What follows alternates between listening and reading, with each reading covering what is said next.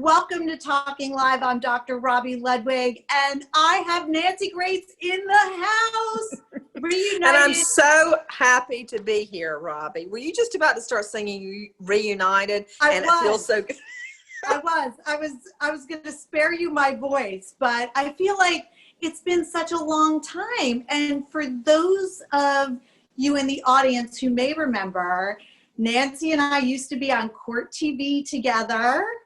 And all the time. Yep. And Nancy also wrote the foreword for my first. Oh, I guess you'd like me to take the phone off the hook, right? Hold on. No, now that I've got my mother living with me, yeah, our phone rings off the hook. I keep ours totally disconnected. The children heard it the other day and they said, "What's that?" Because they're not used to hearing a landline. Right. But my mom moved in with us after my dad went to heaven, and she's got to have that phone. It's like this far from her head. She's like on it, like a cobra. I can't believe it even rang 2 times. So anyway. Listen, she's got friends, you know. Oh yes. Places to be. Yes. Just like back in the day, Nancy, I actually have a picture of us when we were in London together. It's one of my favorite memories. I'll never forget that. Did I have on a pink floppy hat? You did. Yeah, I remember that. We were having hot tea. Were we having hot tea? We had tea during, what is it called? High tea during noon, or it was in the afternoon. Yes. Beautiful. I want a copy of that picture. I actually think I have that. I'm not sure because I have a photo album. This is how that happened. Robi Ludwig and I were watching a trial on set, watching Gavel to Gavel, live coverage. Yeah. And there was a break or a court recess. And Robi told me she was going to London as part of, I think it was some sort of a program you were going to work on. It was a pilot. Yes. And I went, wow, I've always wanted to go to London. I'll come. Kind of invited myself. And it was so much fun. And we went, and David came, and we had, I will never forget you and your chandelier earrings you got at Portobello Market. And oh my God, you have such a good memory. It rained the whole time, and it was wonderful. I know, it was perfect. And I also have a picture of us with your best friend from law school on the set of HLN, which was your show there. But now we're talking about your book. Is it your 5th book? Let's see. The first one was Objection. Right. That nonfiction. Then there was 11th. Thank you. Oh then there was 11th Victim. Then there was Death on the D List. Murder in the Courthouse, and Don't Be a Victim. So this is the 5th one. This is so good. This is so good, by the way. For those of you who don't know, and I can't imagine how that's even possible, Nancy Grace is an award-winning legal journalist. She's also a New York Times best-selling author. She's a crime advocate, and she's just a brilliant woman who's so much fun to be with, and I'm really happy to have her on Talking Live. So I got this book, Nancy. It's incredible. Let's dive into it. What was your motivation? Well, you know, Robi, since, as you know, and we've talked about it many times, the murder of my fiance many years ago, shortly before our wedding, that story has gotten contorted and twisted so many different ways. It was shortly before our wedding when he was murdered, and his world ended. His family was destroyed. My world exploded. I was in school at university to become studying English, Shakespeare, and literature because I wanted to teach at university level. When Keith was murdered, everything blew up. I dropped out of school. I couldn't eat. I couldn't even stand to hear the clocks ticking. My mom had to stop all the clocks in the house. And I finally did go back to school, but I was never again fit to be in a classroom. I had to do something. And that for me, that translated into becoming a crime fighter. That started my path in the world of crime. I knew nothing about crime.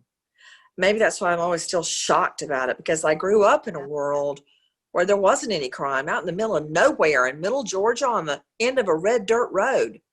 And I remember the bookmobile for needy families would come park right in front of our house.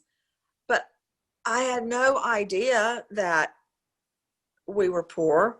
I had no idea. I thought we were just like everybody else. I didn't know that either. I never knew that. Yeah. You were on a very traditional track. You were a cheerleader. Keith was a football player. You wanted to be an English teacher.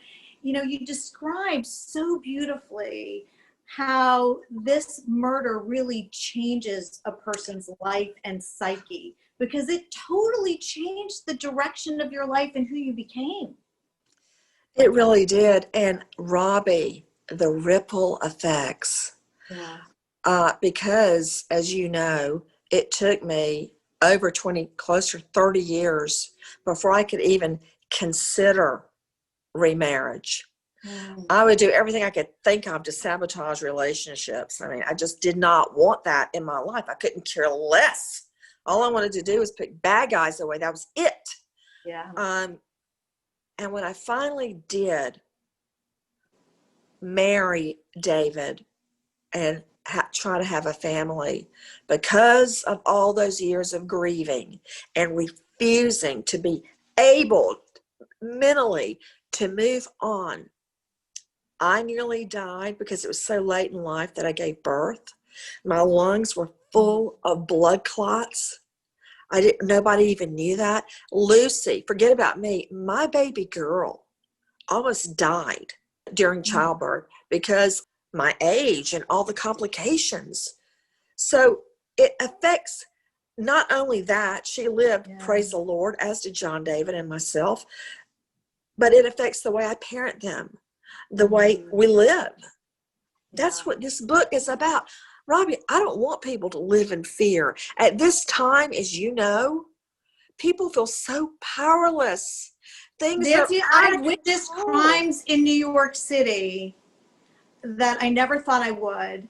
And I'm not an easily frightened person, but I witnessed a crime, a theft, and I was tempted to videotape it. And I thought, you better not. You don't know if this person has a gun. This, I think, is like a Bible. First of all, you write so beautifully.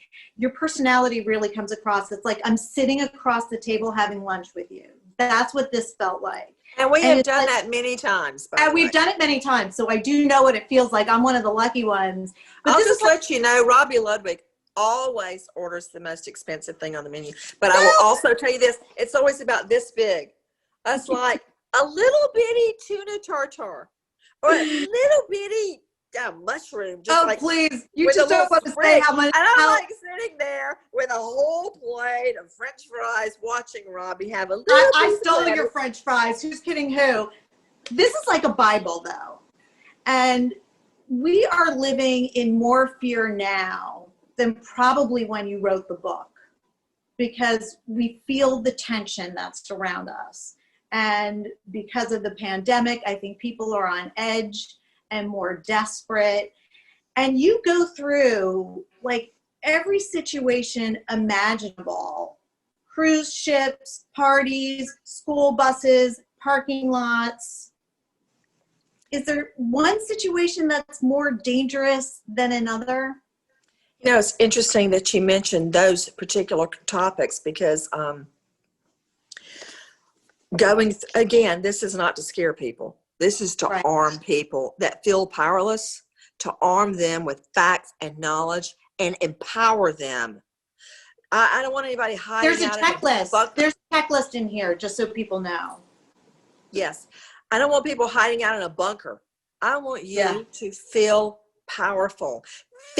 Know that you are safe in your home because you have taken every precaution, followed every tip to make your home safe. You are safe when you're out driving your car because you follow these tips from people that became victims when they were out in their car.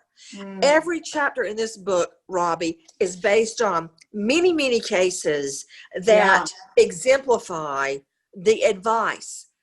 safe at home, safe while shopping, safe in parking decks and parking lots, at malls, when you're driving in your car, out exercising, safe from cyber threats. As to your children, safe to and from and at school. How to tell if your child is being bullied or molested at school. Safe while you're shopping, safe when your child's at a playground, a park, a ballpark, keeping your child safe online. That is the new playground, especially now when so many people are Zooming. How do you tell if your child is being groomed? What can you do to protect your child from predators? And I base this on every case I ever investigated, personally took to trial, or covered, literally interviewing thousands of victims to cull from them, not just their story, Robbie, but what we can learn to protect ourselves and our children. One of the things that's changed since you and I were in school is the school shootings that happen. Oh, and my daughter will have nightmares about being stuck in school during a shooting. That's something we wouldn't even think about, right? The worst thing that would happen in school is you didn't like your teacher or you got bullied maybe. And we never had to think about that, but after the Parkland shooting, there's no way I could leave that out when it talks about safe at school. And it almost seems trite to give advice, but I go and interview people that lived through Parkland or other school shootings, speak to detectives, protection specialists, and crowd safety experts to figure out what you really can do in that situation. If you keep your wits about you, what you can do to stay safe. And I have advice for schools about what they can do, what protocols they can take to protect their school. That's why this is a Bible. It's a Bible shooter, Robbie, he had already been kicked out of school. There was a memo going around, hey, if you see this guy coming on grounds with a backpack, call police. That's exactly what he did. And nobody acted. I mean, I love how you point out too, and it just felt so powerful. Like, run, if you're in a school, know the exit, run and get out. If it's a low window, jump, because a broken bone is better than losing your life. It was just very powerful and poignant. And I thought another piece of advice, which was so brilliant, and I have to say, I would have never thought of this. And my daughter has asked me this, and you'll see this too when they want to go to concerts. And there's that fear. And you say something that's just so incredibly important. Research who's doing the concert. Are they controversial? Do they engage in hate speech? I would have never thought of that. Yeah, because if you're at a concert or an event where you know it's going to be incendiary,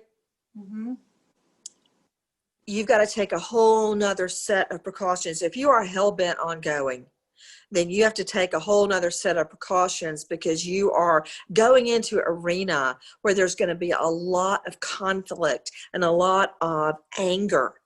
And there will be people that are anti-concert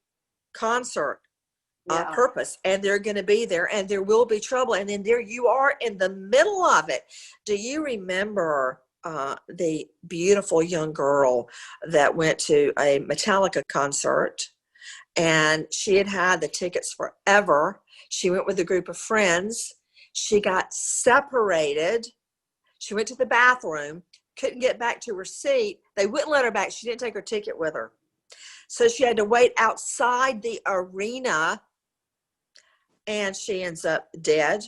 And she's only discovered years later when her killer kills somebody else, and the two crimes are connected.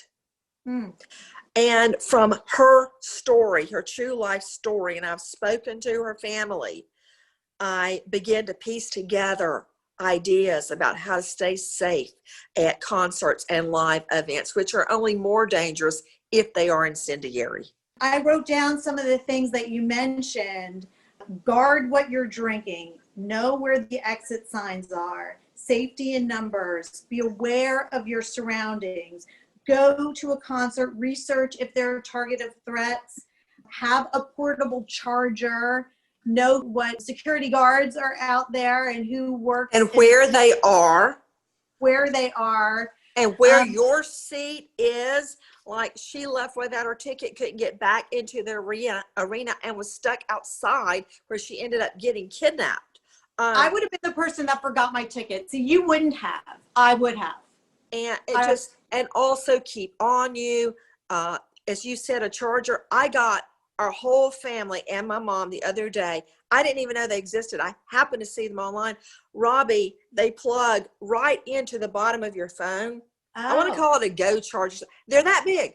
Nice. And you can go walking and jogging, and it fits right into the earpiece opening, and it's only an inch long, and you can jog and walk with it. So your phone's it's got its own charge plus that charger, kind of like a Mophie, but even easier. So yes, she was out there without any of her stuff and without a ticket, and her friends were inside, and they left without her. I'd like to add that. Yeah. I mean, part of it is being knowledgeable, aware, and prepared. Was there one piece of advice you liked the best, or a couple of tips that you found were common throughout the different types of scenarios that you mentioned? Well, one common tip is when you have a vibe, even a little niggling that something is wrong, leave. Because a lot of people make light of, for instance, female intuition or a hunch. That's BS. We are highly, highly evolved machines. And when we get a hunch, it's no hunch at all. It's your body, whether it be a smell, a look, a movement, something out of place, something's wrong. You need to listen to that and act on it. Don't just notice it and keep going, fat, dumb, and happy. No, change course. Don't blindly go along in life and let this happen to you. And I'm not saying any crime is the victim's fault, because I don't believe that. No. But there are ways to arm yourself. You asked me, what is my favorite piece of advice? Robbie, I'm very torn about it. But because of the twins being in my life, I think my advice, my strongest advice right now, is about protecting your child. Yeah. And with so many people out of school and so many people on Zoom, I devote a whole segment to identifying if your child is being groomed or targeted online, how you can tell that, do's and don'ts to protect your child online. But here's the other flip of that coin. Robbie, if anything happens to you, what's going to happen to your children? So the advice is 340 plus pages of true stories and corresponding advice, tips from experts and from crime victims. Without the parent, the child is left alone. Right. So it's all critical. It's all here. And we're going to have a link up so everybody can get your book. And Nancy, all the proceeds are going to one of your favorite charities. Do you want to tell us a little bit about that? Yes. Thank you, Robbie, for letting me talk about that. I am not making money off the book. All my proceeds are going to the National Center for Missing and Exploited Children. And I chose them because I deal with missing, tortured, murdered children every day. And it's very hard for me not to act. I don't want to just read a prompter for Pete's sake. I want to do something about it, not just talk about it. Talk is cheap. I want to actually take action. And that is why all the proceeds of my book are going to National Center for Missing and Exploited Children. And that's only one of the reasons why your fans are so loyal to you, because you know what they experience and you stand up, and your motto is do what you can for as long as you can. I'm missing it. I'm missing part of it, right? That's part of it. Do all the good you can wherever you can, for whomever you can, as hard as you can, as long as you can. I love that. I just have a few questions. We call it the quick five, but I have to ask you because I thought of you while I was watching the documentary about Carol Baskin. Oh, yes. What do we think about her? Well, you know, Dr. Robi, she just got slapped with a lawsuit. And that's been in the last hours. The family, 3 of the daughters of her former husband, Don Lewis, and his longtime assistant, Ann McQueen, have sued Carol Baskin for her alleged quips and jokes and making light of their father's death and disappearance on national TV and Dancing with the Stars. Now, they, I understand, are suing for defamation. Another avenue they may consider is intentional infliction of emotional distress. You know, if in fact it's true, mocking and capitalizing on profiting from the murder of your dad in order to get ahead in a dancing contest. She scares me. Let me just say that. Okay. Yeah. Quick questions. What do you... She denies it all, by the way. I know. I saw that. I'm just not entirely convinced. I think you can get to the bottom of it, Nancy. And I'll come on whatever show you're doing about it. I'm on it. Yeah. I learned a lot from the family lawyer, John Phillips, representing Lewis about a potential new witness, possible person of interest. And it's very, very intriguing. So I'm waiting for that to unfold. Yes, let's wait together. Quick five, how do you judge a person? Actually, unless I'm in the courtroom or it's a criminal matter, I don't judge anybody. I don't want anybody judging me because God knows I've made a lot of mistakes. But as far as credibility... Right there with you. I'll stand behind you on that. As far as credibility, I look at the way they speak, what they say, if their story makes sense, and their mannerisms. What do you rebel against, if anything? I hate hypocrisy, and I hate being told what to do. I get it. What's something people don't worry about but really should? Oh gosh, so many things. I think that I like to live my life in a bubble where I am complacent. I don't like always knowing the dangers around me. But for instance, writing that book makes me feel even more free. I think that the biggest danger is going through life with blinders on. Yeah. So true and so well said. Which of your vices or bad habits would be the hardest to give up? Oh my goodness.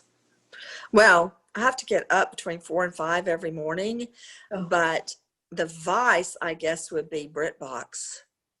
British murder mysteries. They keep me up at night. I love them so much. Agatha Christie, Hercule Poirot, Jane Marple, Father Brown, Grantchester. Oh, those Brits really know how to commit a murder. Midsummer That sounds like a good habit. That sounds like a good habit. I'm thinking maybe for me, it's like eating too much or shopping too much. Oh, yeah, I eat too much all the time, and I hate shopping, so thank goodness for that. All right, final question. What life skills are rarely taught but extremely useful? That's easy. How to sit down and shut up. Do you know how often a war of words, an altercation, a murder, or even a real life war could be avoided if one party just stopped talking, stopped and listened? You know, I've seen in court, Robbie, so many times, and I would love it, of course, when the other side would get up to start asking cross-exam questions, and I'd be watching them, and they'd be reading their question. And instead of hearing the answer, which would be full of bombshells, I'd be going, oh, dear Lord, oh, dear. On the inside, they'd just read their next question. They're not listening. And it's amazing to me how if you will just listen, you can learn so much. You heard it from the master herself, Nancy Grace. Everyone should run, don't walk to get this book. We're going to have a link. It's so important and it's so well written. And Nancy, you are a true talent and a gift. And my friend, Robbie, so I've happy got to to meet consider you the again. source. You and I go way back, but I'm going to tell you Way. everything you just said with the box of salt. I'm very grateful. Hey, they set up nancygracebook.com and it gives you all the outlets. There's Barnes & Noble, Amazon, Powell's, Target, IndieBound. And I'm just so grateful. And I know the Center for Missing and Exploited Children will be grateful too. Thank you, We're going to Robbie. put that link up and we're going to target all the people who are interested in you and reading what you have to offer. And thank you, Nancy. Come visit me soon again. Oh, Robbie, I am looking forward, Dr. Robbie, to having another lunch with you where I have my traditional platter and I get to watch you have your little bitty, like, no, as long tartar. as I get to steal your French fries, we're in. I'm in. Love you. Love you back.